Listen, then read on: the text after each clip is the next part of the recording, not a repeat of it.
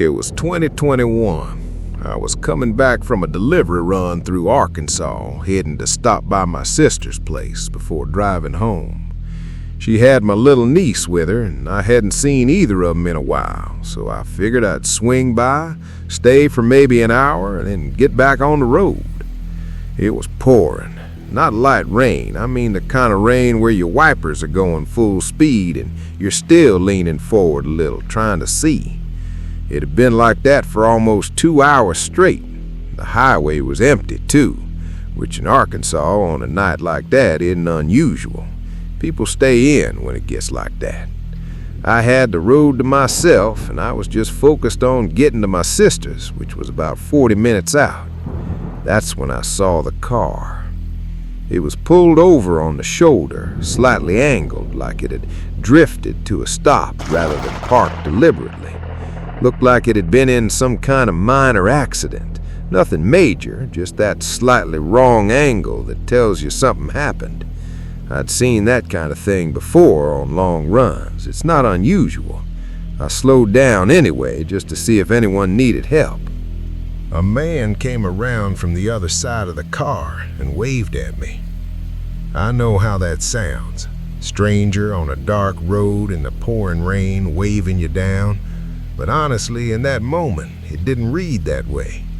The area was familiar to me. I'd driven through it plenty of times, and it's not the kind of place where you hear about a lot of bad things happening.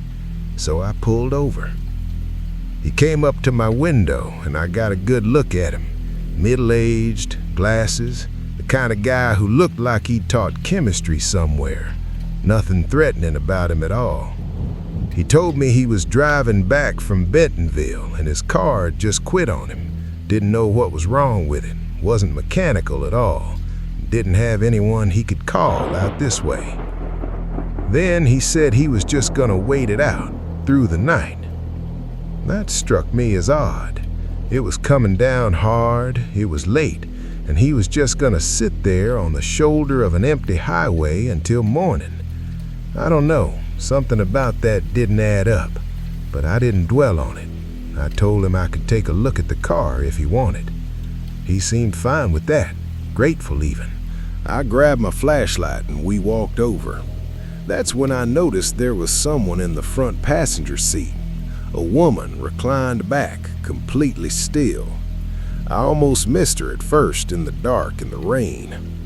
I asked him about her and he laughed a little, kinda awkward, and said that was his wife. Said she was exhausted from the trip and had just passed out. I looked at her for a second. She was facing straight up, perfectly still, seatbelt still strapped across her chest. Something about it felt off, but I couldn't put my finger on exactly what. I suggested he adjust the seat so she'd be more comfortable. He nodded and went around to the passenger side to do that. I moved to the front of the car and popped the hood. The battery terminals were clean and tight, no corrosion, no loose connections. I checked what I could check and everything looked completely fine. The battery looked good. Nothing under that hood suggested anything was wrong with that car. I stood there in the rain going over it a second time because I wanted to make sure I hadn't missed something. I hadn't. That car should have started fine. I closed the hood and turned to go tell him. I moved toward the passenger side window to get his attention, and I looked through the glass. My stomach dropped. He had both hands around her throat. She wasn't moving. Not struggling, not grabbing at his hands, nothing, just completely still. And I couldn't tell in that moment whether she was alive and unconscious or whether what I was looking at was something much worse. That image through that glass in the rain is something I still see when I close my eyes. I don't know how long I stood there, probably 2 seconds, maybe less. And something in my body just made the decision for me, and I stepped back from the window. I didn't run straight away. I was terrified that if I ran, he'd hear me over the rain and turn around. So I walked, fast but controlled, back toward my truck, maybe 30 feet away. The whole time I was listening for a door opening behind me, listening for footsteps. Every step I took, I was waiting for something to happen. I got to my truck, got the door open, got it locked, and that's when my hands started shaking so bad I could barely dial.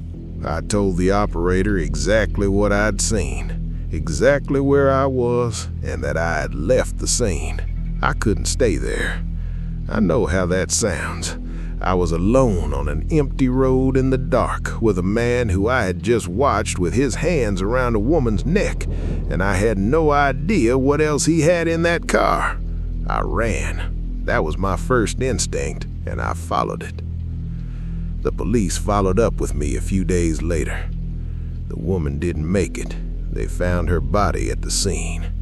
The investigation was still ongoing, last I heard. I've carried that with me ever since.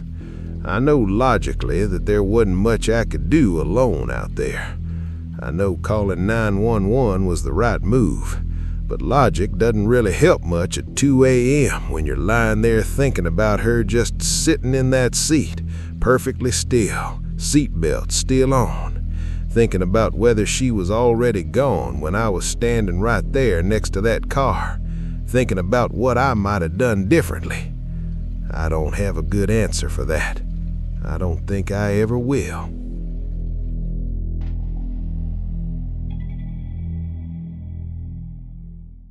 It was the summer of 2019. I was doing private hire at the time, which basically means you find jobs through word of mouth, third-party apps, sometimes just a guy who knows a guy. No company backing you, no dispatcher checking in, just you, your truck, and whatever the job is. This one came through a contact I'd used maybe twice before, guy named Terry. Never met him in person, just phone calls and wire transfers. He wasn't sketchy exactly, more just minimal. Didn't give you more information than he thought you needed.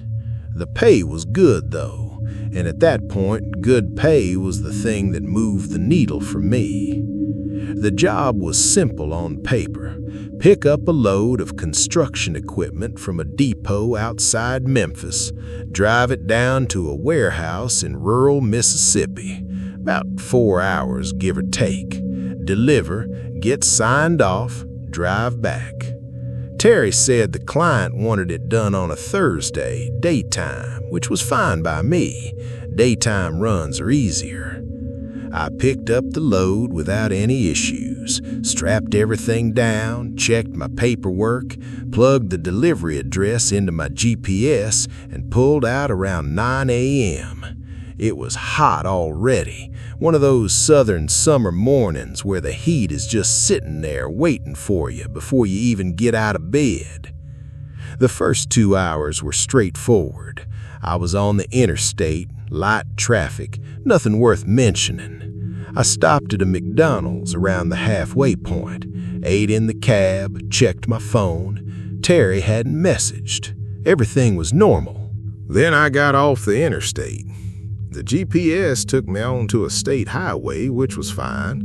Then off that onto a county road, which was less fine, but not unusual for warehouse locations. A lot of them are out in the middle of nowhere to keep costs down. I've been to plenty like that.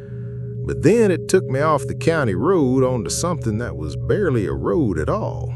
Unmarked, cracked asphalt that turned to gravel after about a half mile, trees on both sides pressing in close.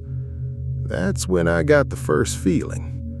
Not panic, just that quiet internal thing where your brain is flagging something before you've consciously processed it.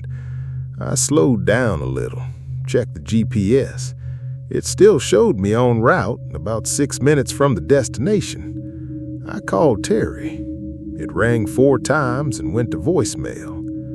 I sat with that for a second, tried again. Same thing. I thought about turning around. I want to be honest about that. The thought was there. But I was 6 minutes out, had a load strapped to the back, and honestly, the pay for this run was enough that I told myself I was probably just being paranoid. Rural Mississippi, unmarked road, whatever. Warehouses get built in odd places. I kept going. The road opened up after another half-mile into a flat, dusty lot, and I saw immediately that this was not a warehouse. It was an old gas station, one of those places that's been closed so long you can't even really tell what color it used to be. 2 dead pumps out front, windows boarded, weeds coming up through the concrete. Off to the side, there were maybe 4 or 5 pickup trucks parked in a loose cluster, and there were men standing around them. I stopped the truck about 100 yards out and just looked. There were maybe 7 or 8 of them, all white. Some of them were already looking in my direction. I sat there for a second, trying to make sense of it.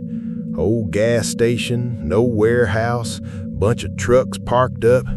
My first thought, honestly, was that maybe I had the wrong address and these were just locals hanging around. That's where my head was. I was still in delivery mode. So I got out of the truck. I know, looking back I know, but in the moment I was just a driver trying to figure out where he was supposed to be. I walked maybe 20 feet toward the nearest guy. He was leaning against the hood of a pickup, arms crossed, watching me come. I put my hand up, friendly, and said, "Hey, sorry to bother you. I'm looking for a warehouse out this way. I think I might have the wrong address." He didn't say anything, just looked at me. Not mean exactly, just blank, like I hadn't spoken. I tried again. "You know if there's anything like that around here? Storage facility, maybe? Anything like that?" Then he smiled slow, and he looked back at the other guys like they were sharing something I wasn't in on. Then he looked back at me and said, "Boy, you got about 30 seconds to get your black ass back in that truck." I heard movement behind me. 2 of the others had come around without me noticing and were maybe 15 feet back, not rushing, just there. I didn't say anything. I didn't move right away either because my legs were doing that thing where your brain sends the signal and there's just a delay. I kept my hands visible and I said real quiet, "All right, no problem, I'm gone." One of them said something to the others that I won't repeat. They laughed and then they started moving towards me. I got the energy that if I wasn't out of there quick, something pretty bad was going to happen to me. I started backing up toward the truck, and I was calculating distance to the cab, whether I could get the door open and locked before any of them reached me, whether turning my back to walk faster was going to be the thing that triggered something worse. Then I heard the cruiser, a sheriff's cruiser rolling in slow, dust coming up around the tires. It pulled up alongside my cab, and the deputy, older white guy, mirrored sunglasses, completely unreadable, looked up at me. He said, "You lost, son?" I told him I had a delivery, gave him the address from my paperwork. My voice came out steadier than I expected it to. He looked at the paper for a long moment. Then he looked at the men by the gas station, then back at me. He said, "This address doesn't match anything out here. I'd head back the way you came." I nodded and got back in the cab. My hands were shaking a little when I reached for the wheel. Not a lot, just enough that I noticed. I got the truck into reverse and started the turn, and the whole time I was doing that, I could see them in my side mirror. They hadn't moved. They were just standing there watching me.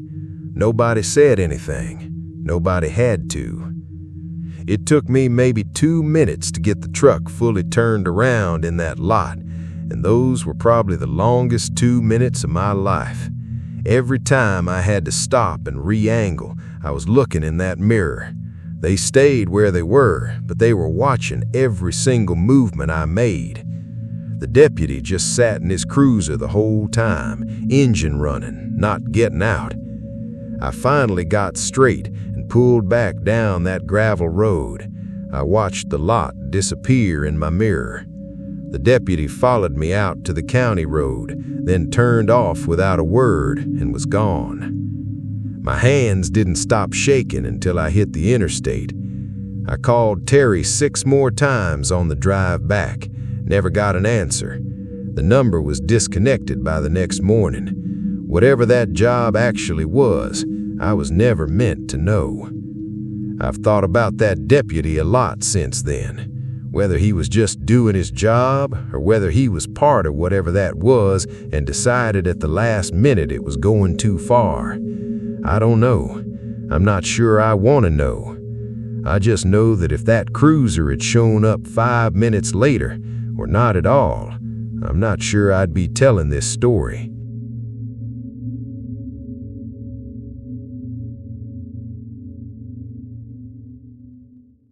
It was 2022. I was hauling what I think were generators. Honestly, I can't remember exactly. It was one of those trips where you just focused on getting there and getting back. The pay was the main thing. It was significantly more than what I usually pull for a run like that. Like enough that even though I was already running on fumes from overtime, I said yes without thinking too hard about it. That was probably my first mistake. I remember eating at a Pilot on the way out. Bad coffee, a wrapped sandwich that tasted like the plastic it came in. I sat in the booth for maybe 15 minutes longer than I needed to. I think part of me just didn't want to get back in the cab. I was tired. Not sleepy tired, more like that deep kind of tired where your eyes feel gritty and your brain is just a little slew on everything. You know the feeling, where you read the same sign 3 times before it registers. I got back on the highway around 1:30, maybe closer to 1:45, and within a few miles I noticed something. There was nobody else out there. Not nobody like light traffic, I mean zero.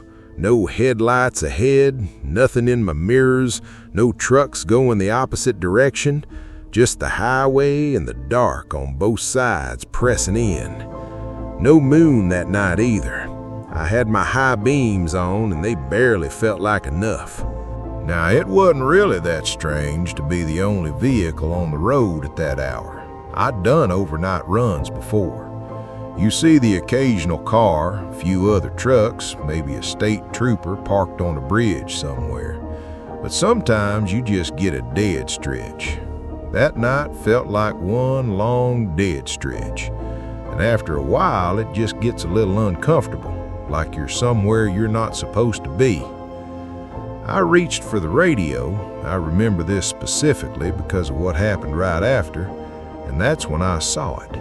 A black SUV, big one like a Tahoe or an Expedition, something with that wide, boxy shape. It was just suddenly ahead of me in the left lane. I know how that sounds, but I'm telling you, I'd been checking my mirrors the whole time, partly out of boredom, partly because that's just what you do. There was nothing back there, and then there was. It wasn't like it came flying up on me and past me. It was just there, about 4 car lengths ahead, already doing my speed, like it had been there and I just missed it somehow. I told myself that's probably what happened. I was tired, I missed it, okay. But then I changed lanes. I moved over to the right just to give myself more space, and after maybe 10-15 seconds, the SUV moved over too. Not fast, not like a reaction. Slow, deliberate, the way someone changes lanes when they're being careful not to be obvious about it. I moved back to the left. It moved back. I sat there for a few miles just watching it. The spacing between us stayed exactly the same the whole time. No brake lights, no acceleration. Same distance, same speed, same position relative to me. Every time I shifted, it shifted. Not immediately, but enough that after the 3rd or 4th time, it wasn't something I could explain away. I wasn't panicking, I want to be clear about that. It was more like that slow, creeping feeling when something's wrong, but you can't name it yet. My hands were tighter on the wheel than they needed to be. I turned the radio on low just to have something other than silence. I started thinking about what this actually was, my options. Best case, some bored driver messing around. It happens. People get weird at 2 a.m. on an empty highway, especially if they notice it's just the two of you out there. Maybe they thought it was funny. Maybe they were drunk. Maybe they were half asleep and just subconsciously following my movements without realizing it. That's probably what it was. But I kept coming back to the fact that I hadn't seen it come up behind me. That part I couldn't shake. I saw an exit coming up. It wasn't my route. Taking it would add probably 40 minutes minimum, and I'd have to double back on back roads. But I put my signal on and took it. I watched the SUV in my mirror as I curved down the ramp. It kept going, didn't follow, just disappeared down the highway, and that was it. I sat at the bottom of the exit ramp for a minute with my hazards on. There was a gas station about a quarter-mile up that was closed, just the lights on over the pumps. I pulled in anyway and sat there for a few minutes, drank the rest of my cold coffee, checked my phone for no real reason. About 20 minutes later, after winding through back roads, I merged back onto the interstate. I wasn't really thinking about the SUV anymore, or I was trying not to. Then I saw hazard lights up ahead on the shoulder. A black SUV, driver's door wide open. I slowed down a little as I passed it. Nobody standing beside it, nobody walking along the road, no one I could see anywhere near it. I looked in my mirror after I passed, and still nothing. It was the same SUV, I'm pretty sure of that. Same shape, same tinted windows, and there was a missing hubcap on the rear passenger side that I noticed when I drove by. I don't know why that detail stuck with me, but it did. The driver's seat looked empty from what I could see. Could have been wrong about that, but I never saw a single person anywhere near that car. I didn't stop. Nothing happened after that. I took the rest of the route, got to the delivery point late, nobody cared. I drove home in the daylight and went straight to sleep. Normal end to a weird night. I've thought about it a lot since then. There's no version of it that feels fully satisfying as an explanation. Either I missed seeing a car materialize in front of me because I was tired, which is possible, I was really out of it, or something about that car was tracking me on purpose, and I just got lucky that taking the exit was enough to end it. Neither one feels great. And I still don't know whose car that was on the shoulder, or where they went. I still take long-haul jobs. I just don't take the ones that pay too good for no obvious reason, and I check my mirrors a little more than I used to.